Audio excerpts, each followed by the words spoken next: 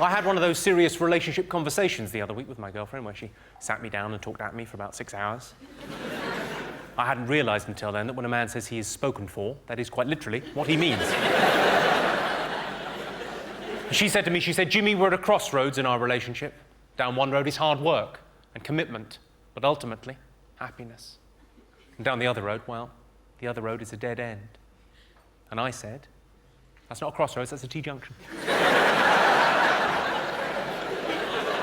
You can be the moral arbiter on this one, Birmingham, right? You be the moral arbiter on this one this evening.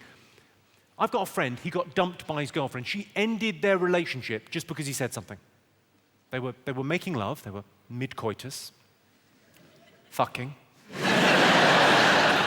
As he orgasmed, as he arrived, ejaculated, came, the most intimate, but also the most vulnerable time for a man, as that occurred, he said, bang, and the dirt is gone.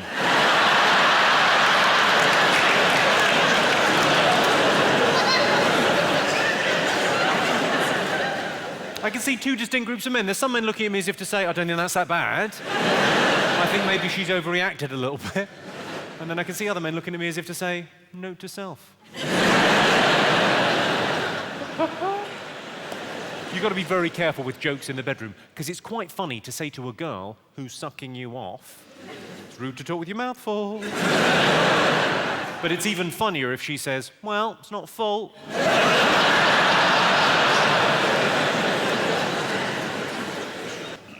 I got into an argument with my girlfriend. She said, you treat this house like a hotel.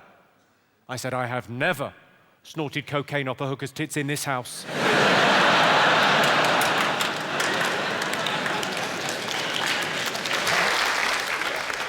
There's quite a lot of couples in. I can see lots of couples around the place. Have you all had the sexual history conversation? Not all of you, clearly.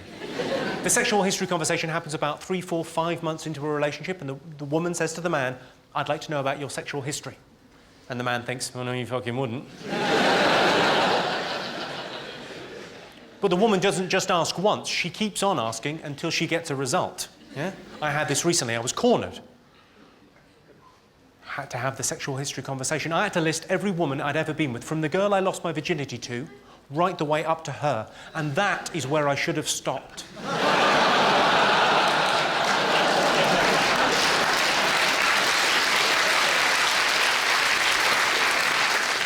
There are inequalities between the sexes, and I think it's universally acknowledged. Men get an easier deal in our society than women. But I can think of an example where men get a very raw deal.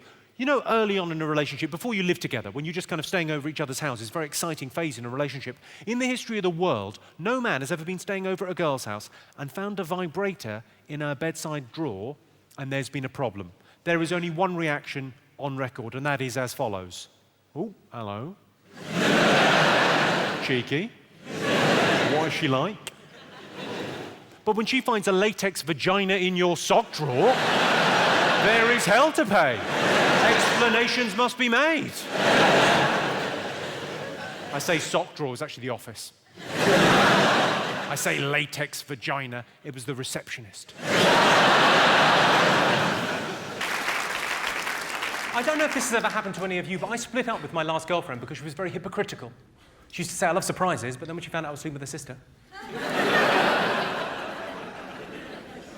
My girlfriend always says, you never tell me how much you love me. I don't want to upset her.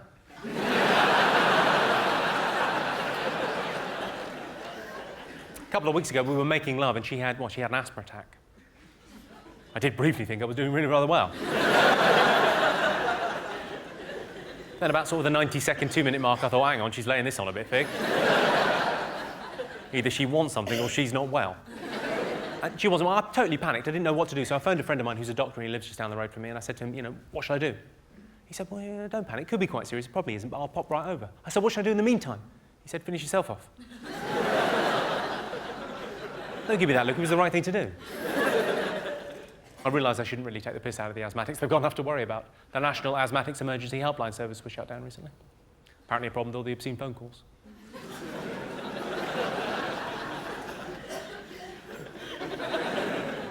Oh, asthmatics in? No, I would have heard you. I said to my girlfriend, I said, on Saturday, how would you like to go shopping with the girls, get yourself some new shoes, get your hair done in a different style, and then go out for a couple of bottles of Chardonnay? She said, that sounds brilliant. I said, good, because we're breaking up.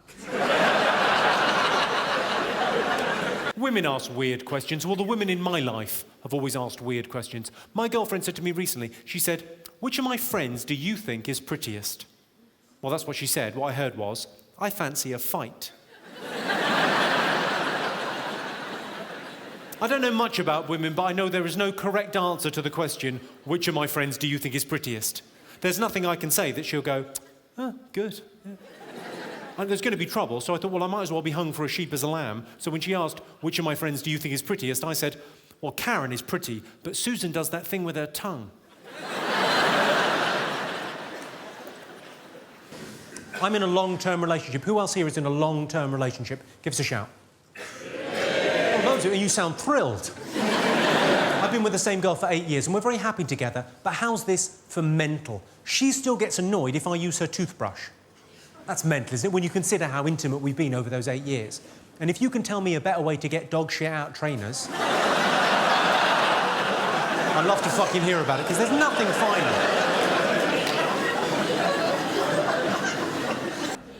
I can't be the only person. I mean, in real life, I do constantly put my foot in it. I can't be the only one that does these kind of things, but I mean, I've learned the hard way that you're not meant to refer to your partner as your current girlfriend.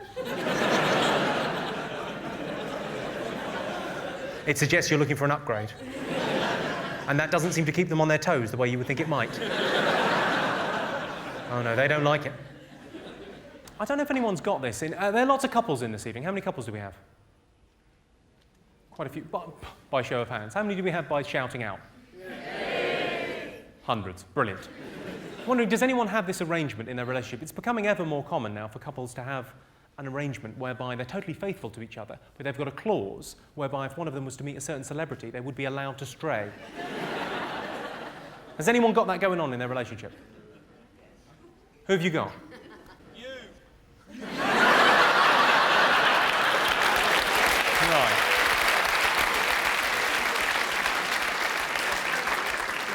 I noticed that you're sitting next to a lady. You're going to do what when you go home? She's going to kill you? Right. Or strap one on and fuck you, certainly. One or the other. Anyone else got one? You've got one. Who have you got? Jim Carrey. All right. He might be up for it. And who's your boyfriend got? Anything, I'm not bothered. What? Sorry? Anything good looking. What, bit of a change? Yeah, lovely.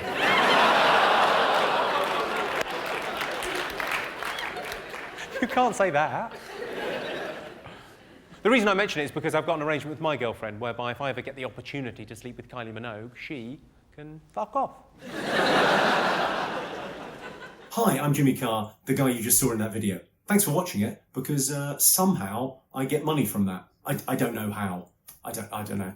But probably it filters through some sort of advert that you watched before you watched the video, maybe? Or maybe you subscribed. Anyway, thanks for watching it. And somehow that benefits me. And hopefully I'll see you at a live show at some point further down the sunny road. Good luck.